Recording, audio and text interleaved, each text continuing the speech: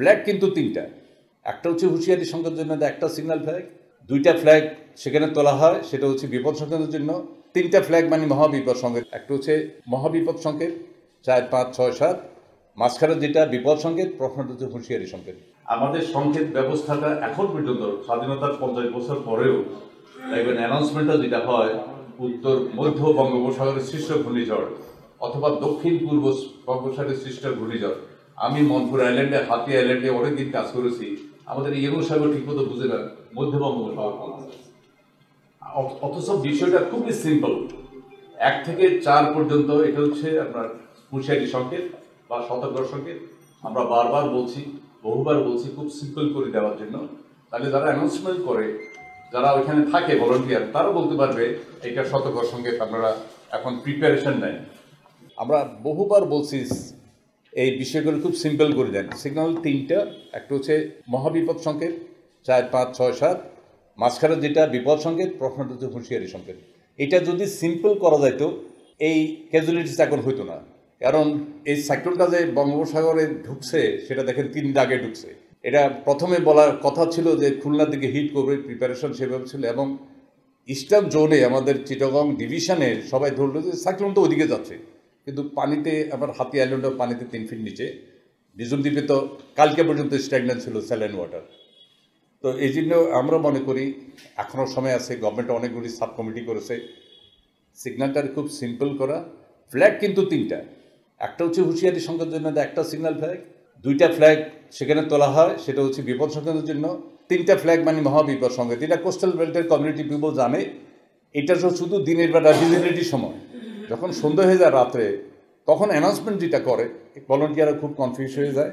আমরা বলছি এটা খুব সিম্পল করলে লোকাল গভর্নমেন্ট, ইউনিয়ন পরিষদের চেয়ারম্যান, এবং আমরা বহু ইউনিয়ন পরিষদের থানা কমিটিতেও দেখছি অনেক অফিসার যারা নতুন নতুন ট্রান্সফার হয়, তারা এই সিগন্যালিং সম্বন্ধে এই ধারণাটা নেই। সুতরাং আমরা মনে করি যে সিগন্যাল সিস্টেমটা যদি আরও ইজি করা যায়, জনগণের জন্য, জনগণের উদ্দেশ্য যদি করা যায়, যদি বলে দেওয়া হয় হাতি আইল্যান্ডে 3 ফিট পানিতে হতে পারে, ভোলা নিম্নাঞ্চল, এখন অ্যানাউন্সমেন্ট যেটা হয় দেখবেন অদূরবর্তী দ্বীপসমূহ এবং নিম্নাঞ্চল, এটার অর্থ কী?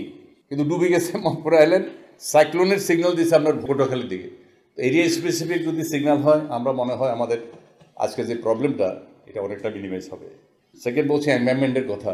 1960 সালের এনভায়রনমেন্ট গড়ে এটার হাইট 6 থেকে 7 ফিট।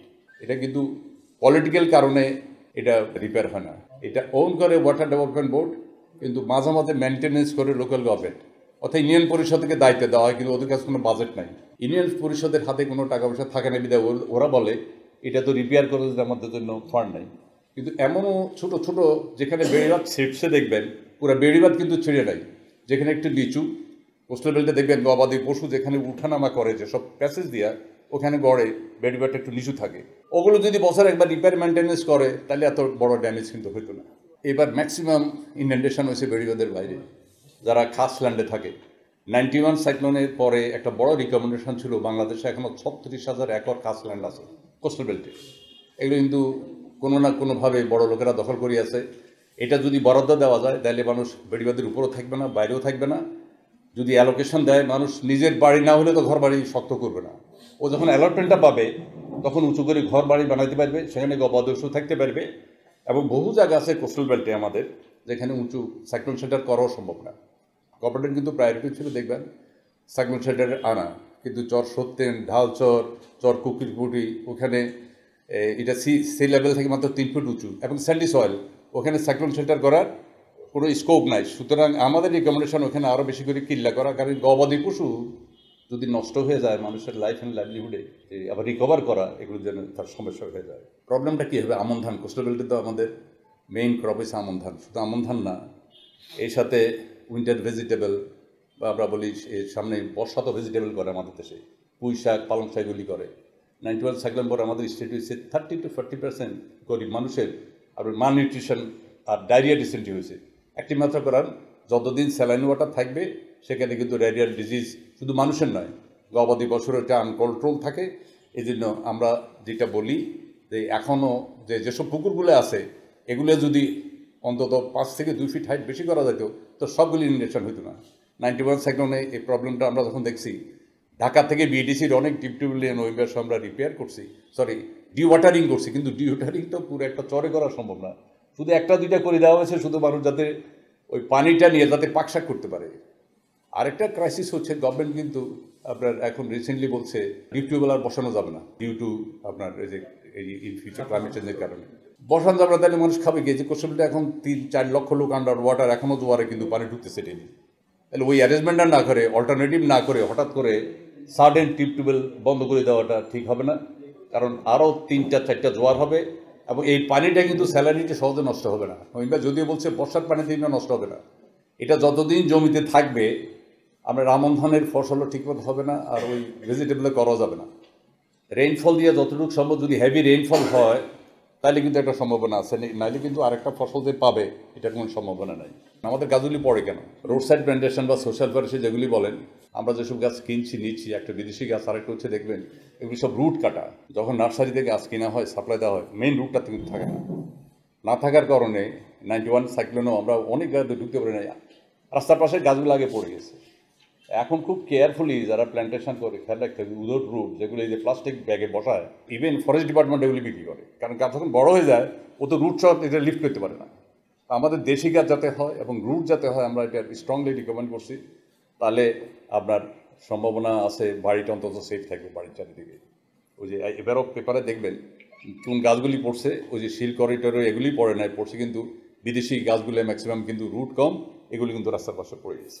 ওয়াটার ডেভেলপমেন্ট বোর্ড আবারও যে কথাটা আসছে যে পানি স্ট্যাগন্যান্ট হয়ে যাচ্ছে ভিতরে, বেড়িবাঁধের বাইরে প্রতিবার যখন জোয়ার হয় আমরা হিসাব প্রতি বছর যখন জোয়ারে ওই জায়গাটা প্লাবিত হয় গড়ে 1 থেকে 3 ফিট পর্যন্ত উঁচু হয়ে যায়। যেহেতু উঁচু হয়, বৃষ্টি যখন হয় পানি একবার ঢুকে সহজে এটা বের করা সম্ভব হবে না, হয় না। সুতরাং বেড়িবাঁধ সম্বন্ধে চিন্তা করা দরকার। নতুন বসতি যেখানে হচ্ছে ওগুলি কিন্তু স্ট্যাগন্যান্ট হচ্ছে। আমাদের ম্যাক্সিমাম যে আজ কালকে দেখছেন একটা পত্রিকাতে, আমাদের গুচ্ছগ্রাম যেগুলি নতুন করছে গভর্নমেন্ট, এগুলো আন্ডার ওয়াটার চারিদিকে। কারণ ওই যে বেড়িবাঁধের বাইরে যেহেতু উঁচু হয়ে গেছে, এখন কোনো স্লুইস গেটটা এখন কাজ করে না এবং সামনে এটা আরও ডেঞ্জারাস অবস্থা হবে। আমরা নোয়াখালী মাঝদি শহরের কথা সবসময় এইটার আসে, যদি বৃষ্টিপাত হয় মাঝদি শহর 3 ফিট পানিতে থাকে, অন্তত সমুদ্র ওইখান থেকে 40 কিলোমিটার দূরে। পানি দক্ষিণ দিকে যে বের হবে কোনো স্কোপ নাই, আর আমরা তো খাল নালা আগেই বন্ধ করে ফেলি। তো এটা শুধু এই যে একটা সাইক্লোনের পরে এটা লং ইম্প্যাক্ট থাকে এনভায়রনমেন্টের উপরে। এইটা এখন ইন্টিগ্রেটেড নভেম্বর লাস্টই বলছে যে কারোর সাথে কিন্তু কারো ইন্টিগ্রেশন নাই। আমরা দেখবেন ওয়াটার ডেভেলপমেন্ট বোর্ড তার বেড়ি বানাচ্ছে ঢাকা শহরের মতোই, এলজিডি তার রাস্তা বানাচ্ছে অন্য জায়গা দিয়ে, আবার ফরেস্ট ডিপার্টমেন্ট সে একটা লাইন করতেছে সেখানে আমি গাছ লাগাবো। কিন্তু মানুষের কল্যাণের জন্য, মানুষের ওয়েলফেয়ারের জন্য প্ল্যান হয় নাই, যে জন্য বহু পিপুল কোস্টাল বেল্টে এখনও ওই জঙ্গলের ভিতরে নিঝুম দ্বীপে আপনার 3-4 হাজার ফ্যামিলি পাবেন, যেহেতু নদী ভাঙা মানুষ, এরা নতুন নতুন চরের দিকে যাচ্ছে, ওরা ঢাকা শহরে আসে না। কিন্তু আপনি কিন্তু আমাদের নোয়াখালী অঞ্চলের হাতি অঞ্চলের সন্দ্বীপের কোনো মানুষ কিন্তু ঢাকা শহরে দেখবেন না, বিকজ তার লাইফ অ্যান্ড লাইভলিহুডটা, জীবন জীবিকাটা সমুদ্রের সাথে সম্পৃক্ত, এই জন্য দক্ষিণে যাচ্ছে সে ক্রমশ। এই জন্য একটা ইন্টিগ্রেটেড প্ল্যান দরকার। আর ওয়ার্নিং থেকে শুরু করে বেড়িবাঁধ এবং পানি, স্লুইস গেট, সোশ্যাল ফরেস্ট্রি, এগুলি সব কিন্তু মানুষের কল্যাণে, মানুষের দিকে নজর রেখে যদি করা হয় তাহলে সাফারিংসটা আরও কমবে। তো আমরা সেফ হয়ে গেছি। 91 সাইক্লোনের যে স্পিড ছিল, এবং এই সাইক্লোনটা যদি আরও 100 মাইল পূব দিকে সরে যেত, ডেথ রেট কত হইতো নোবডি নোজ। কারণ এটা যত স্ট্রং ছিল, উইন্ড স্পিড যাতে এত বেশি ছিল, এবং আমাদের উপকূল তো খোলা, এখানে ডেথ রেট আরও বেশি হইতে পারতো। তবে একটা জিনিস ভালো, এখন আমরা যেটা লক্ষ্য করছি, কমিউনিটি পিপল কিন্তু কোস্টাল বেল্টের খুব অ্যালার্ট। তারা কিন্তু বাড়ি বাড়িতে জানে যে একটা ওয়ার্নিং, সাইক্লোন ওয়ার্নিং আর সার্নিং ওয়ার্নিং আছে, প্রিপারেশন তারা নেয়। এখনও লিমিটেশন আছে, ফ্যামিলি পর্যায়ে এটা এখনও হয়নি। স্কুল কলেজে বাচ্চাদেরকে এখনও সেভাবে ট্রেন্ড আপ করা হচ্ছে না। সেম থিং ঢাকা শহরে যদি কালকে আর্থকুইক হয়, কোস্টাল বেল্টে তো প্রচুর ভলেন্টিয়ার পাওয়া যায় অ্যানাউন্সমেন্টের জন্য, ঢাকাতে কিন্তু এই প্রিপারেশনটা নাই। আমাদের একটা স্ট্রং রিকমেন্ডেশন এবারও ছিল দুর্যোগ ব্যবস্থাপনা মন্ত্রণালয়ের কাছে। এই ঝড় নইম্বে একটু আগে বললো, এটা কিন্তু এইটা প্রথম আমরাও দেখলাম যে একটা সাইক্লোন, 91-এর সাইক্লোন, 70 সাইক্লোন, এগুলি গড়ে 3-4 ঘন্টার বেশি তার স্টেবিলিটি ছিল না, খুব কষ্ট করে ক্রস করে গেছে। এটা 2 দিন পর্যন্ত ঘুরছে, এবং সামনের সাইক্লোনগুলো আরও যে স্টেশনারি হবে না, আরও যে স্ট্রং হবে না, নোবডি নোজ। কারণ এই বিশেষজ্ঞরাই বলে next disaster will happen when last one has forgotten. আমরা কিন্তু ভুলে যাব পরেরটার কথা। আর প্রত্যেকটা সাইক্লোন কিন্তু ডিফারেন্ট ক্যারেক্টার থাকে। তো সুতরাং ইন্টিগ্রেশন দরকার, আরও বেশি মিডিয়াকে ইনভলভ করা দরকার ওয়ার্নিংয়ের ব্যাপারে। আমরা দেখছেন এই প্রত্যেকটা আমরা হতাশ হয়েছি, শুধু রিলিফ সাইক্লোন শেল্টারে শুধু 2 কেজি 3 কেজি চাল ডাল দিয়ে মনে হয় ডিজাস্টার ম্যানেজমেন্ট শেষ হয়ে যাচ্ছে। কিন্তু পানির কি ব্যবস্থা হবে, যে তারা তাদের এই গবাদি পশুগুলা কি খাবে, মানুষগুলা তার নেক্সট ডে থেকে তার ইনকাম কীভাবে আলোচনা করবে। সভাপতি সব ভালোই বললেন আমন ধানের বীজ কোথায় পাবে, সোর্স অফ কি, এগুলো কিন্তু এখন পর্যন্ত ডিসকাস হয় না।